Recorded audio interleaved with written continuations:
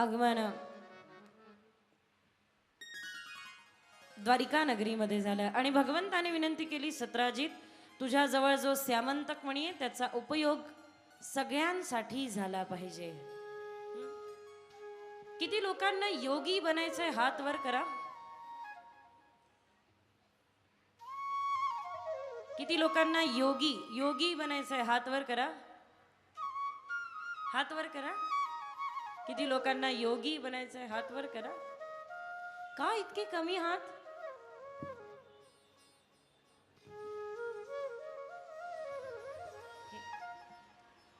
का इतके कमी हात वर योगी बनण्यासाठी? काय करता योग्याची व्याख्या आपण? काय करता योग्याची व्याख्या? गळ्यामध्ये रुद्राक्षाच्या माळा घातलाय, अंगावरती भगवे वस्त्र आहे आणि जंगलोजंगलीने जो हिंडतोय तो म्हणजे योगी का? हा, काय करतो आपण योग्याची व्याख्या? खरा योगी काय? अर्जुन भगवान श्रीकृष्णाला प्रश्न विचारतात, प्रभो स्थित प्रज्ञस्य का भाषा समाधीस्तस्य केशवा. ज्याची प्रज्ञा, ज्याची बुद्धी स्थिर आहे त्याचं लक्षण काय? भगवान अत्यंत सुंदर उत्तर देतात. माहितीये भगवान काय सांगताय पुढे? काय करतो एक योगीची व्याख्या? बऱ्याचदा असं होतं की बाहेरच्या पोशाखाला धरून आपण एक योगी समजतो. मी याही अगोदर सांगितलं आणि पुन्हा पुन्हा एकच सांगेन की आपण धारण केलेला पेहराव, आपण कोणत्या प्रकारचं गंध लावतोय, आपण कोणत्या प्रकारचा पोशाख घालतोय, तो पोशाख आपल्या संप्रदायाचा परिचय देईल, पण आपल्या हृदयातल्या भक्तीचा परिचय आपला पोशाख नाही देऊ शकत. किती लोक मान्य करतात? बरोबर आहे. काय आहे मग एक योगी म्हणजे काय? भगवे वस्त्र धारण करून गळ्यामध्ये रुद्राक्षाच्या माळा घालून फिरणारा तो योगी आहे? नाही. भगवान भगवद्गीतेमध्ये सांगतात, अद्भुत व्याख्या करतात. संतुष्टम सततम योगी यतात्मा दृढ निश्चया. याचं जर का अत्यंत सुंदर रूपक सांगायचं झालं तर परमपूज्य सद्गुरु गुरुजी योग्याची व्याख्या भिन्न भिन्न करत असताना त्यापैकी एक योग्याची व्याख्या अशी सांगितल्या जाते की सुख असो, दुःख असो, लाभ असो अथवा अलाभ असो, आपल्या चेहऱ्यावरती असं एक हास्य आहे की कोणतीही व्यक्ती आणि परिस्थिती ते हास्य आपल्या चेहऱ्यावरचं हिरावून घेऊ शकत नाही. तो म्हणजे योगी. किती लोक मान्य करतात? बरोबर आहे.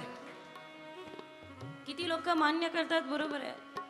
काही लोकांचं आयुष्य निघून जातं, हसतच नाही हो, हसतच नाही. करावंच काय? हा, आयुष्य निघून जातं. बरोबर ना? ज्याच्या चेहऱ्यावरती एक असं स्मित आहे, असं हास्य आहे की कोणतीही व्यक्ती, कोणतीही परिस्थिती त्याच्या चेहऱ्यावरचं ते हास्य हिरावून घेऊ शकत नाही. मग हात वर करा, असं योगी किती लोकांना बनायचं? मी तर म्हणेल बाजूचा हात वरती करत नसेल तर जबरदस्ती करून घ्या. अरे किती दिवस मरून मरगळा भरून फिरशील? काही लोक जीवन असे जगताय, ते एखाद्या सैनिकाला पायाला गोळी लागल्यानंतर तो कसा युद्ध खेळतो, झालं रे बाबा 1 वर्ष, हे राम राम राम, असं चाललंय. बरोबर ना? बरोबर ना? हो, पण म्हणताय कमाल आहे बाबा.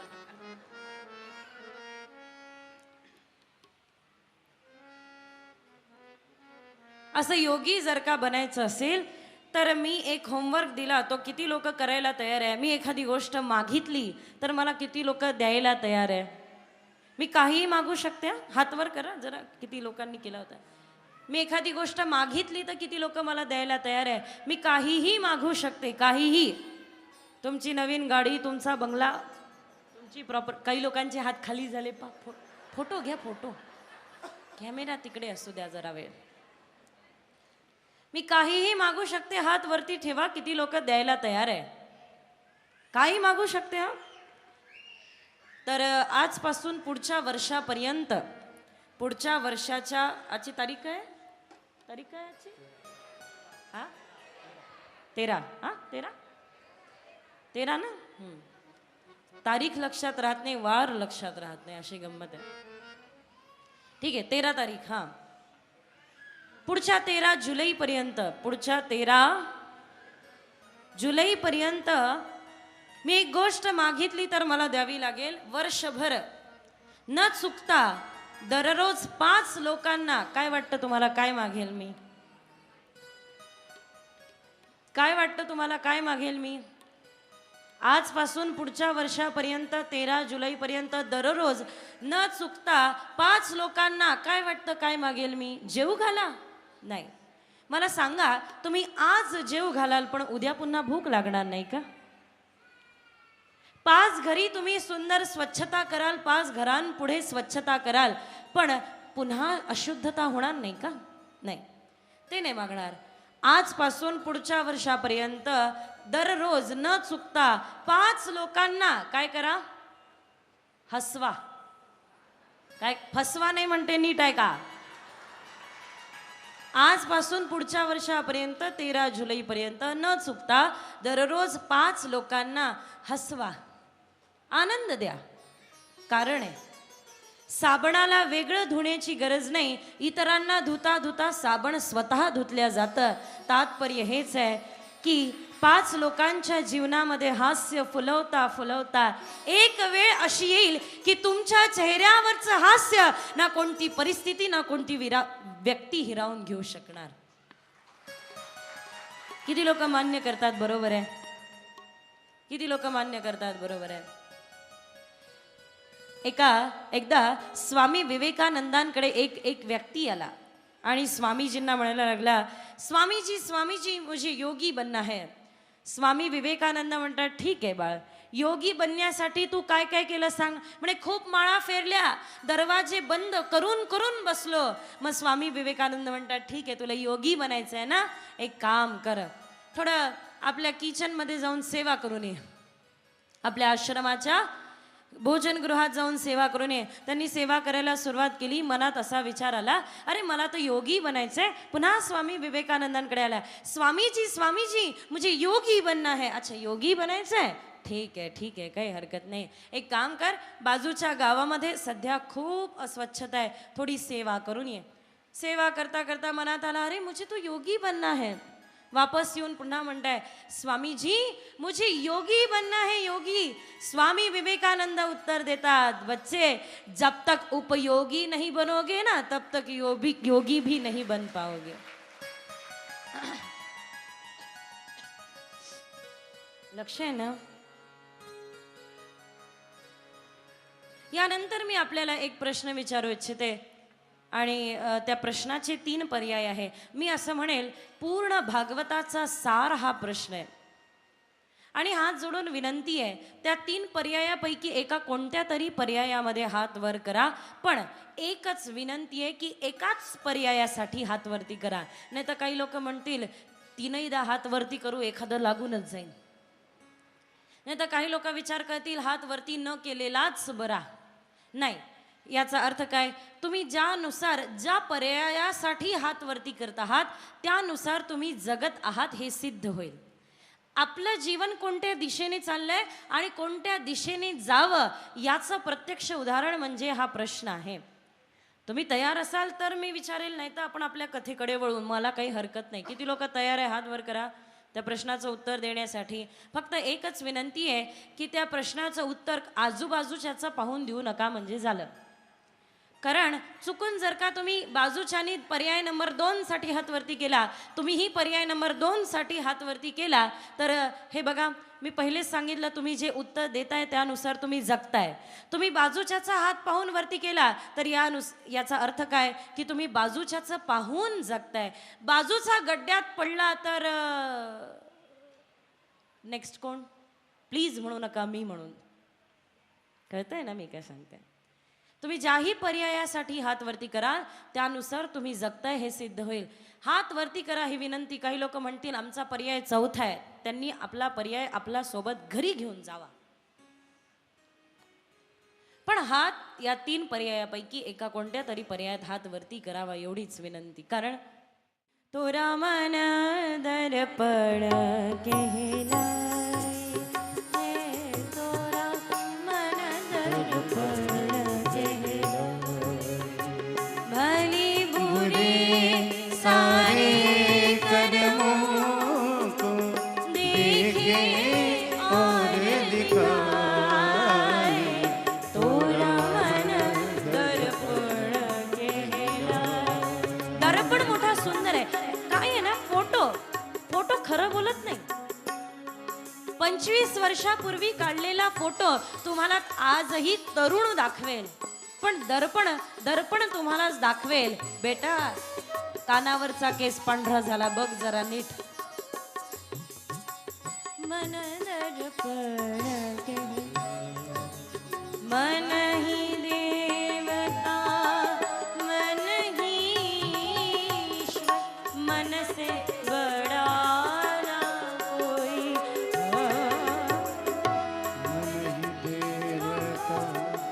मन ही ईश्वर मन से बड़ा न कोई. मन उजियारा जब जब फैले जग उजियारा हो. इस उजले तन पर पानी धूल न चढ़ने पाए तोरा मन दर्पण कहलाए. तोरा मन दर्पण कहलाए. 3 पैकी कोणत्या एका तरी पर्यायामध्ये हात वरती कराल. ज्या पर्यायात तुम्ही हात वरती कराल त्यानुसार तुम्ही जगताय हे सिद्ध होईल. तयार सगळे? विचारू प्रश्न. एका गुरूंची 3 शिष्य आहेत. गुरुदेवांनी तिघांनाही समान ज्ञान प्रदान केलं. कधीही गुरुदेवांची दृष्टी हा शिष्य चांगला तो शिष्य वाईट असं कधी नाही, पण प्रत्येक व्यक्ती आपापल्या मर्यादित बुद्धीच्या क्षमतेनुसार एखादी गोष्ट ग्रहण करत असतो. कळतंय ना मी काय सांगत आहे? एका गुरुची 3 शिष्य आहेत. तिघांनाही समान अशा प्रकारचं ज्ञानार्जन केलं. दुसऱ्या दिवशी सांगितलं की तुमची परीक्षा आहे उद्या, आणि त्या परीक्षेमध्ये जो पास होईल त्याला आश्रमाबाहेर जायला भेटेल, पण जो नापास होईल त्याला आश्रमातच राहावं लागेल आणि पुन्हा एकदा सगळं शिक्षार्जन करावं लागेल. तयार? 3ही शिष्य तयार झाले. रात्रभरामध्ये आपल्याला जेही काही शिकवलं ते सगळं मनन करायला सुरुवात केली. अच्छा हे ते ते ते सगळं पाठ विद्या ज्ञान. आणि सकाळी सकाळी पहिला शिष्य गुरुदेवांच्या कुटीरकडे जाण्यासाठी निघाला. तिघांचे रस्ते भिन्न भिन्न आहे. पहिल्याने पाहिलं की आपल्या रस्त्यात काटे आहे. पहिल्याने पाहिलं आपल्या रस्त्यात काटे आहे, तो त्या काट्याच्या बाजूने निघून आला. दुसराही निघाला होता. दुसऱ्याचा रस्ताही भिन्न होता. त्यानेही पाहिलं आपल्या रस्त्यात काटे. त्यांनी ते काटे साफ केले. स्नान करून गुरुदेवांपुढे जाऊन उभं राहिला. तिसऱ्यानेही बघितलं आपल्या रस्त्यात काटे. तो काट्यावरून आला, पाय रक्तांनी भरले आणि मग गुरुदेवांपुढे जाऊन उभं राहिला. तिघांनीही भिन्न भिन्न मार्ग निवडले. तुम्हाला काय वाटतं किती लोक पहिल्यासाठी हात वरती करतात? पहिलेवालेच हात वरती करा, बाकी काही बोलण्याची आवश्यकता नाही. किती लोक पहिल्यासाठी हात वरती करतात जे काट्याच्या बाजूने निघून आले? ठीक आहे. किती लोक दुसऱ्यासाठी हात वरती करतात? स्वतःच्या मनाला विचारा ना, आजूबाजूच्यांना विचारण्याची आवश्यकता नाही. ठीक आहे, खाली आहे. किती लोक तिसऱ्यासाठी हात वरती करतात? तिसरा पर्याय बरोबर आहे. ठीक आहे, हात खाली करा. उत्तर बदलवायचं असेल तर बदलवून घ्या, आताच चान्स आहे, पुन्हा चान्स नाही. किती लोक पहिल्यासाठी हात वरती करतात? बदलवू शकता उत्तर, काय काळजी नाही. किती लोक पहिल्यासाठी हात वरती करतात? 2 नंबर 2 3. ठीक आहे, तर उत्तर आहे नंबर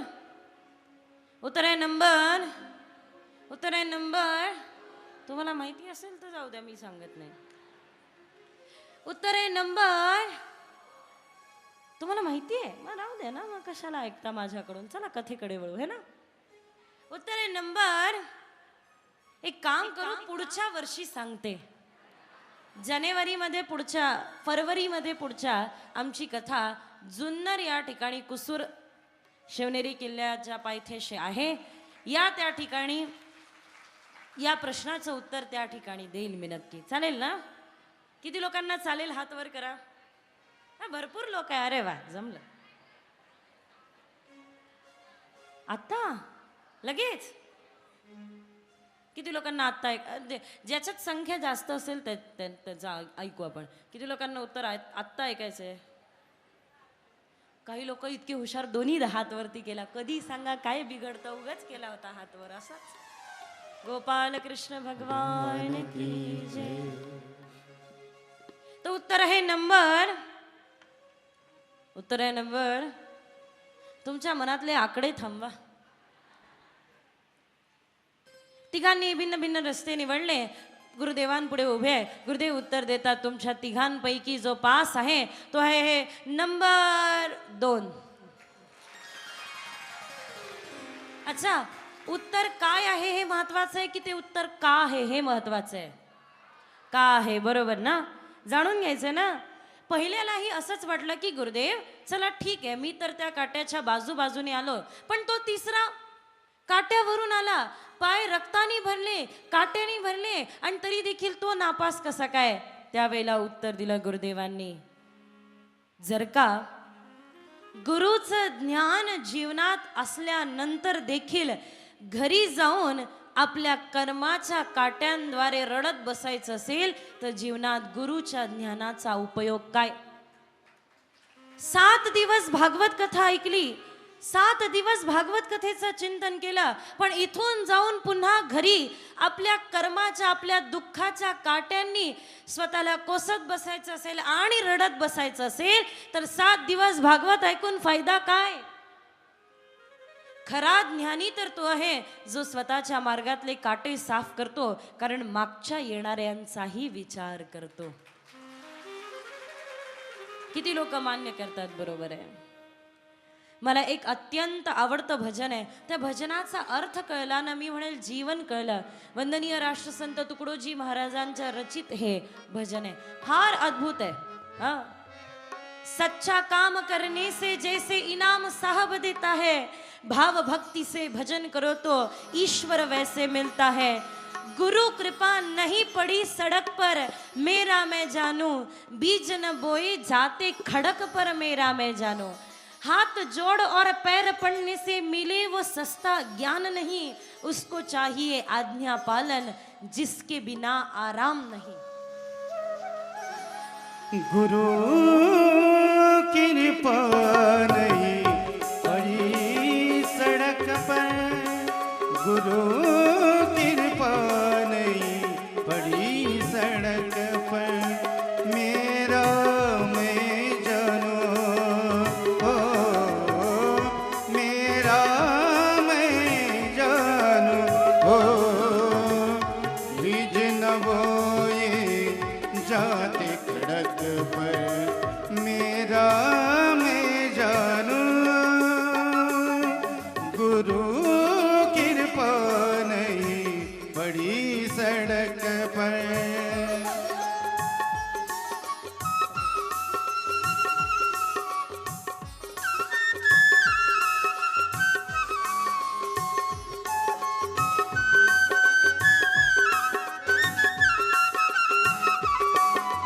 हाथ जोड़ और पैर पड़ने से मिले वो सस्ता काम नहीं, उसको चाहिए आज्ञा पालन उसके बिना आराम नहीं. हाथ जोड़ और पैर पड़ने से मिले वो सस्ता काम नहीं, उसको चाहिए आज्ञा पालन उसके बिना आराम नहीं. जिधर उधर उसका ही चिंतन, गुरु की आज्ञा पालन हो, प्राण जाए पचन न जाए, दम दम में संचालन हो. अटल हो निष्ठा सबसे बढ़कर, मेरा मैं जानू, ओ मेरा मैं जानू, ओ बीज न बोए जाते खड़क पर, मेरा मैं जानू. जय जय श्री राधे, जय जय श्री राधे, जय जय श्री. हेच समजून सांगताय भगवान सतराजिताला सतराजित जोपर्यंत आपण जेही काही कमवतोय, आपल्याला जेही काही मिळत आहे ते वाटायला पाहिजे, देत राहायला पाहिजे, उपयोगित्व आलं पाहिजे. लक्ष आहे ना? ऐकताय ना? असं तर नाही होतंय ना? काही लोक विचार करत असतील हे असं काय, सांगू नका, आपलं सिक्रेट आहे. नवीन मंडळी स्पेशली विचार करत असतील. असं करा, उजवा हात पुढे करा, असं का माझ्या मागे म्हणा, आजपर्यंत कितीतरी कीर्तनकार, कथाकार आले गेले, करा करा करा, आले गेले तरी आम्ही सुधारणार नाही. नाही पण म्हणताय, कमाल आहे. अच्छा, आहे आहे. जय जय सतराजिताला समजून सांगितलं, सतराजित समजला नाही. आपला श्यामंतकमणी घेऊन गेला. श्यामंतकमणी सतराजिताचा लहान भाऊ पर्यशेन हे घालून घेऊन गेले. त्याला एका वाघाने युद्धामध्ये हरवलं आणि एका वाघाचा शिकार झाले. तिथे श्यामंतकमणी पडून राहिला. तो श्यामंतकमणी जांबुवंतांना प्राप्त झाला. भगवंतावर सगळ्यांनी आळ घेतला की भगवंतांनी श्यामंतकमणी पाहिजे यासाठी पर्यशेनला मारलं. कधी कधी मला असं वाटतं, देवादिकांना सोडलं नाही तर तुम्हा मला कोण सोडणार नाही. मला आठवतं 8 वर्षापूर्वी माझी कथा एका ठिकाणी विदर्भ नगरीमध्ये सुरू होती. सगळेजण खूप आनंद घेत होते. आता चर्चा झाली अशी नगरीमध्ये की कोणीतरी देवीजींना जयरामजी की. दुसऱ्या वर्षी ते कथा आवर्जून घ्यायला आले की ताई यावर्षी तुम्हाला कथा द्यावीच लागेल, कारण गावामध्ये असा थोडासा भ्रम पसरलाय. म्हटलं ठीक आहे, घ्या कथा, बरं आहे, चांगलं आहे, चला दिली. दुसऱ्या वर्षी डबलची गर्दी. मी त्यांना विचारलं, इतकी गर्दी? म्हणे हो ताई काय सांगू, बरेच लोक तुम्हाला पाहायला आले आहे. किती लोक इथे कथा पाहायला आले, हात वर करा. किती लोक कथा ऐकायला आले, हात वर करा. वा, काय भाग्यवान जीव आहे. पाहणाऱ्यांची संख्या कमी नव्हती पण ऐकणाऱ्यांची संख्या जास्त आहे. बरं, गोपाल कृष्ण भगवान. काही लोकांना दोन्ही प्रश्न कळले नाही, कळल्यानंतर हसाला प्लीज. नाही समजला सतराजित. शेवटी तो श्यामंतकमणी जांबुवंतांना मिळाला. जांबुवंतांनी तो आपली कन्या जांबुवंतीला दिला. भगवान म्हणताय की माझ्यावरती हा जो लागलेला आळ आहे तो मी दूर केल्याशिवाय राहणार नाही. भगवान निघाले. भगवंत आणि जांबुवंतांचं युद्ध झालं. जांबुवंत हरले. जांबुवंतांना देवाशिवाय कोणी हरवणं संभव नव्हता. जांबुवंत हरवले. भगवंत तत्व आहे समोर हे लक्षात आल्यानंतर आपली कन्या जांबुवंती हिच्याशी विवाह करावा असा आग्रह जांबुवंतांनी भगवंताजवळ धरला. भगवंतांनी दुसरा विवाह केला जांबुवंतीशी. जांबुवंती ही कोणी स्त्री नाहीये, ही एक अस्वल आहे. घरी आणलं, आपल्या कक्षेमध्ये विश्रामगृहामध्ये ठेवलं आणि रुक्मिणीजींना म्हणताय, भगवती मी दुसरा विवाह केला आणि तुम्हाला माहिती आहे माझी दुसरी पत्नी तुमच्यापेक्षा सुंदर आहे. रुक्मिणीजी म्हणतात, अच्छा तुमची दुसरी पत्नी माझ्यापेक्षा सुंदर आहे. भगवंतानी उद्गार प्रश्नार्थक चिन्ह काढून टाकलं, उद्गारवाचक चिन्ह लावलं. आहे नव्हत्या, पण माता लक्ष्मीच्या कृपेने अत्यंत अद्भुत रूप जांबुवंतींना प्राप्त झालं. तो श्यामंतकमणी सतराजिताला दिला आणि सांगितलं, कुणाही व्यक्तीविषयी नकारात्मक गोष्टी पसरवायला वेळ लागत नाही, पण मी त्या दिवशी सांगितलं ना, कोणाची तुलना, कोणाची निंदा अथवा कोणाविषयी वाईट प्रचार करण्या अगोदर जर का त्या वेळामध्ये थोडं भजन केलं तर क्रांतीची लाट यायला, भक्तीची लाट यायला वेळ लागणार नाही.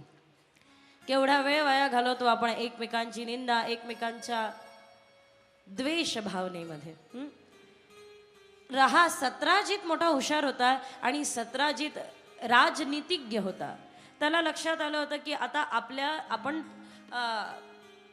आपण भगवंताचा अपप्रचार केला आणि लोकांनी आता आपल्याला नावं ठेवावे या अगोदर आपली कन्या आपण गोविंद द्वारिकाधीशाला समर्पित करू.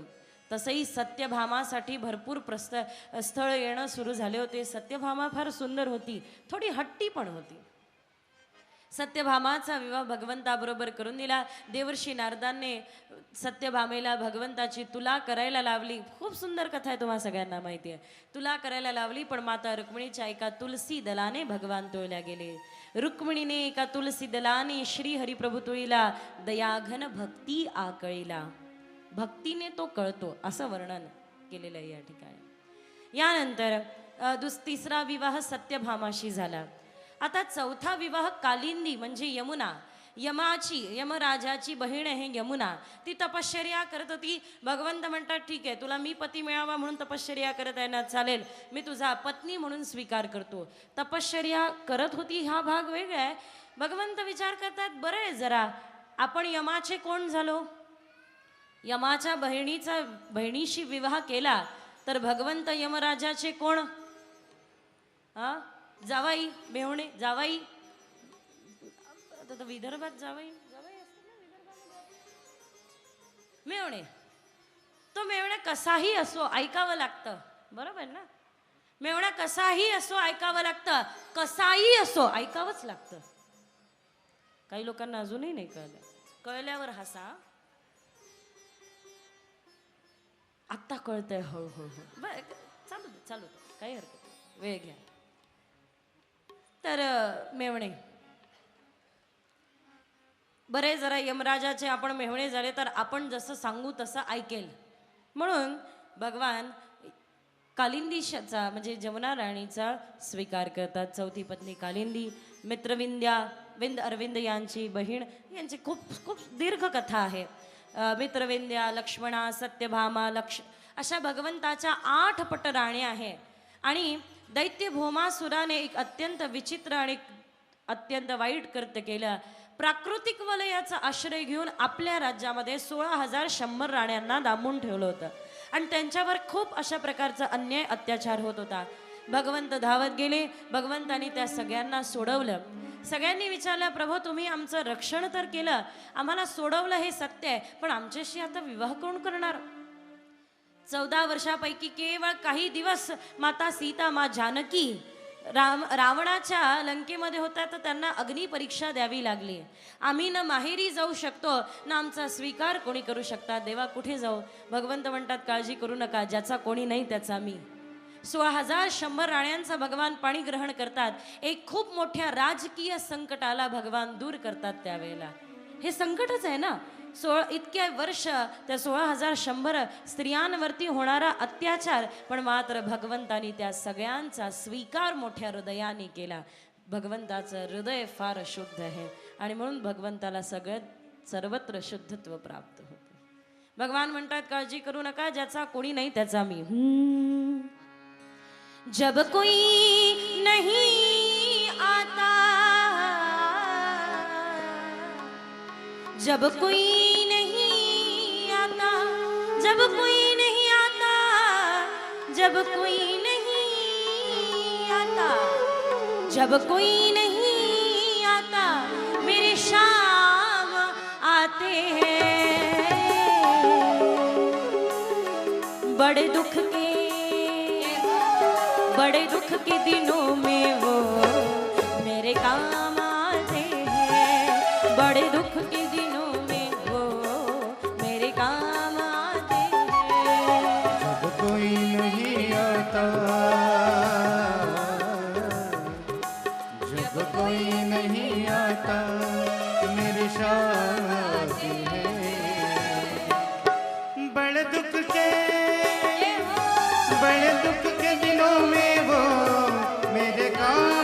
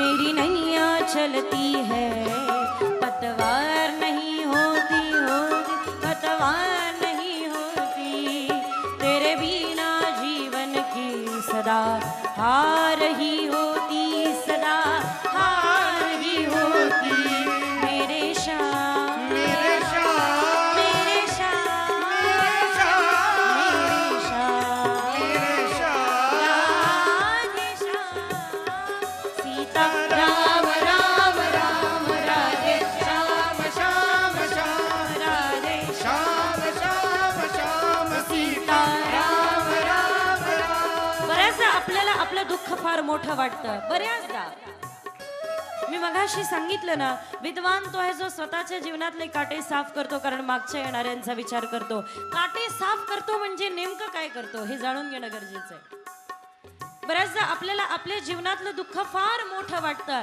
पण एक गोष्ट सांगू आपलं दुःख फार मोठं वाटत असेल ना तर वैश्विक दुःखामध्ये सहभागी व्हा आपलं दुःख आपोआप छोटं होऊन जाईल लवकरात लवकर जर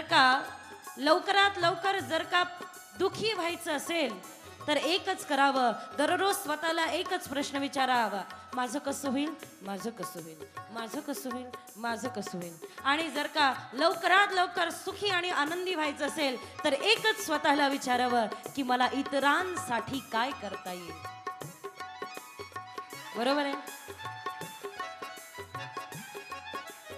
मी एक विनंती करू इच्छिते एक होमवर्क आहे कराल 3 ठिकाणी भेट द्या 3 ठिकाणी अवश्य द्या नक्की द्या मी दिली आहे म्हणून सांगते सगळ्यात पहिलं सरकारी दवाखान्याला भेट द्या सरकारी दवाखान्याला भेट द्याल ना तर लक्षात येईल भगवंताने दिलेली ही शरीर यष्टी आहे ना यामध्ये काही घालण्यासाठी दिलेली नाही आहे वाईट व्यसन पदार्थ घालण्यासाठी ही शरीर यष्टी दिलेली नाही आहे बरेच लोक आहे की जे आपली शरीर सुंदर यष्टी गमावून बसले आपण अर्ध आयुष्य पैसा कमवतो उरलेलं अर्ध आयुष्य कमवलेला पैसा गमावलेली शरीर यष्टी मिळवण्यासाठी खर्च करतो अर्ध आयुष्य पैसा कमवतो पैसा कमवताना शरीर यष्टी गमावतो उरलेलं अर्ध आयुष्य शरीर यष्टी पुन्हा मिळवण्यासाठी कमवलेला पैसा खर्च करतो भेटलं काय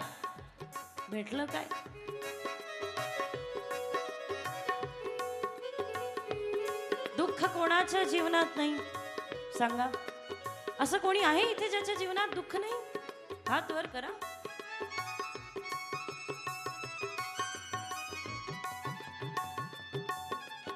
लक्ष आहे ना ऐकताय ना जागे आहात ना ते दुःख सुखाची जाणीव करून देण्यासाठी आहे खूप जास्त पाय दुखत असेल तर विचार करा त्या लोकांचा ज्यांना पाय नाही म्हणून पहिले सरकारी दवाखान्यात भेट द्या दुसरं एखाद्या अनाथ आश्रमाला भेट द्या आणि विनंती आहे अनाथ आश्रमाला भेट देताना आपल्या छोट्या मुलामुलींना सोबत घेऊन जा त्यांना दाखवा की ज्याच्या डोक्यावरती छत्र नाही त्यांचं जीवन कसं असतं किमान आपण छोट्या छोट्या गोष्टींसाठी रडत बसतो धन्यवाद द्यायला पाहिजे किमान आपल्या जीवनात आई वडील आहे आपल्या डोक्यावर छत्र तर आहे आपलं छत्र तर आहे अधिकाराचं आणि तिसऱ्या ठिकाणी भेट द्या जीवनात कृतज्ञ भाव जागा होईल ते आहे वृद्धाश्रम नक्की भेट द्या बस भेट वृद्धाश्रमाला भेट द्या त्यावेळेला आपल्या मुलांवरती संस्कार करण्याची काय गरज आहे ते लगेच लक्षात येईल किती लोक मान्य करतात बरोबर आहे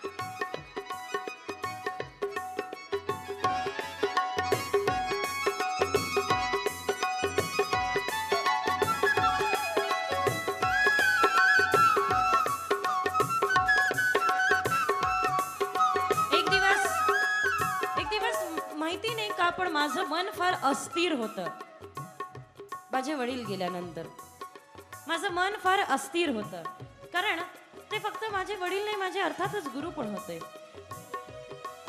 फार अस्थिर होतं मन मी आश्रमात होते बँगलोर आश्रमात आणि तेवढ्यात असे एक मेसेज यायचे श्री श्री स्पीक्स म्हणून आज गुरुजी काय बोलले ते आपल्या मोबाईलवरती मेसेज यायचा मी फार अस्थिर मनाने माझ्या रूममध्ये मी गेली आणि झोपण्या अगोदर मी तो मेसेज वाचला तो मेसेज असा होता की आपण खूप जास्त दुखी असू तर आपल्या खोलीच्या बाहेर पडा आणि कोणाला तरी विचारा, मी आपल्यासाठी काय करू शकते. म्हणलं चला करूनच बघू. चला ठरवलं, आजमायला काय हरकत है ना. बाहेर आले.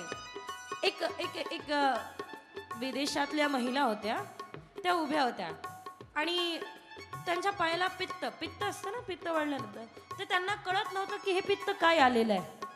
त्यांना कळत नव्हतं हे असे फोडं का आलेलं आहे. त्या खूप घाबरून गेलेल्या होत्या.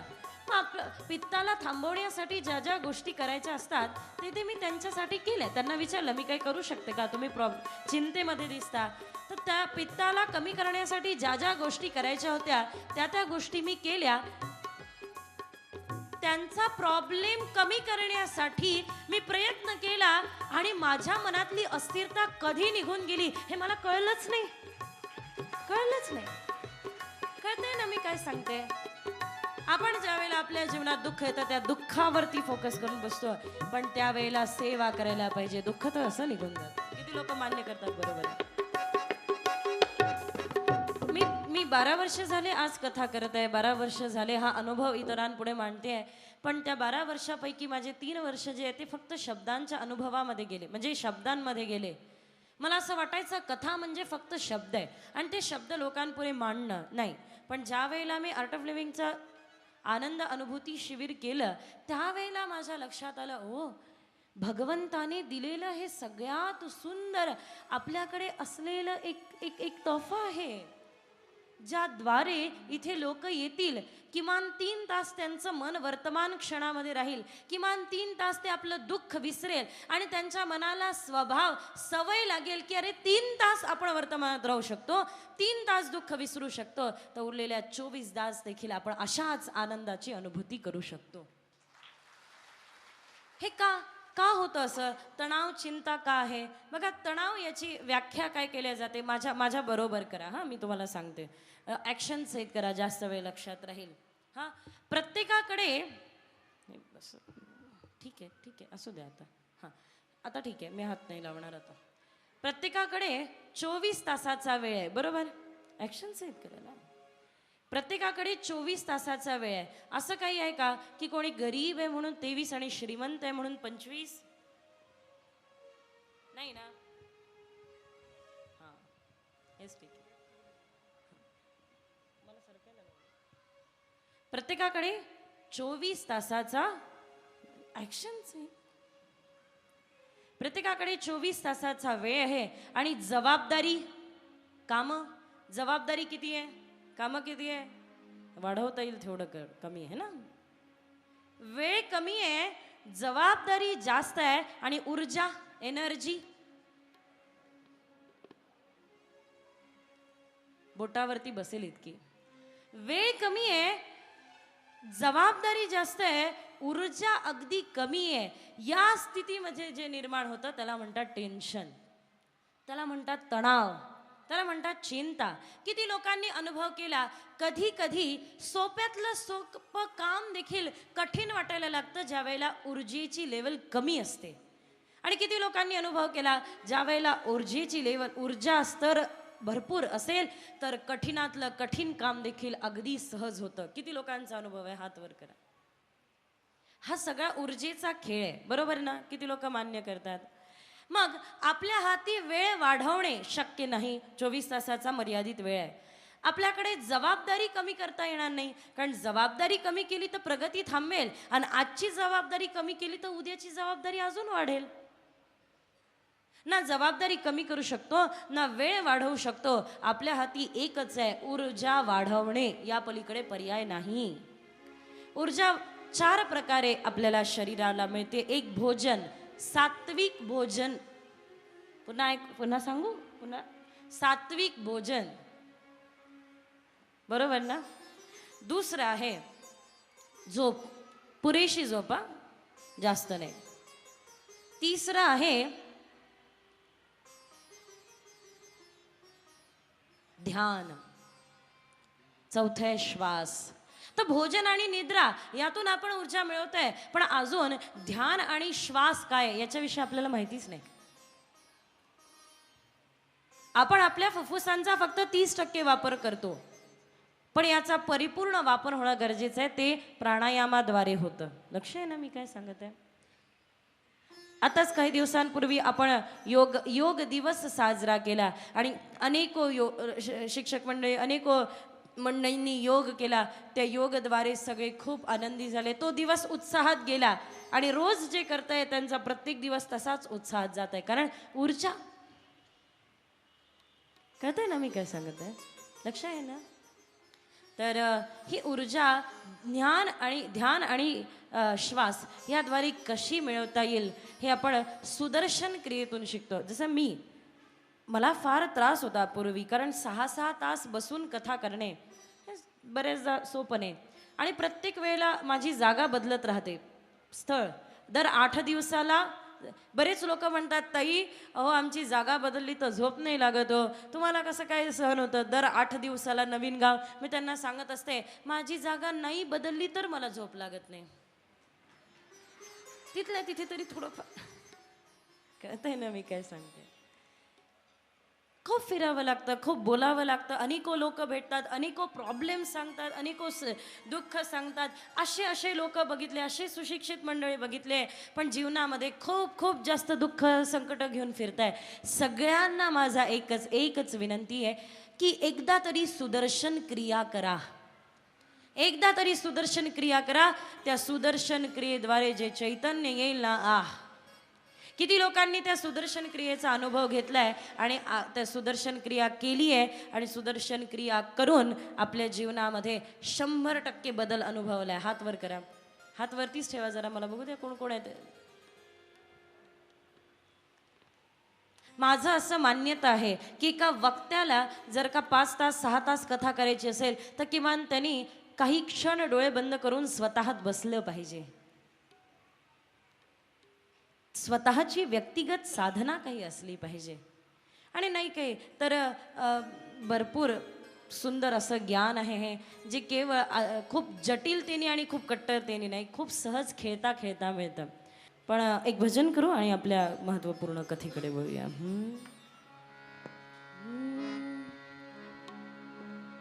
मुकुंद मुरारी गोविंदा गोपाल, हे गोपाल राधे राधे नंदलाल. मुकुंद मुरारी गोविंदा गोपाल, हे गोपाल राधे राधे नंदलाल.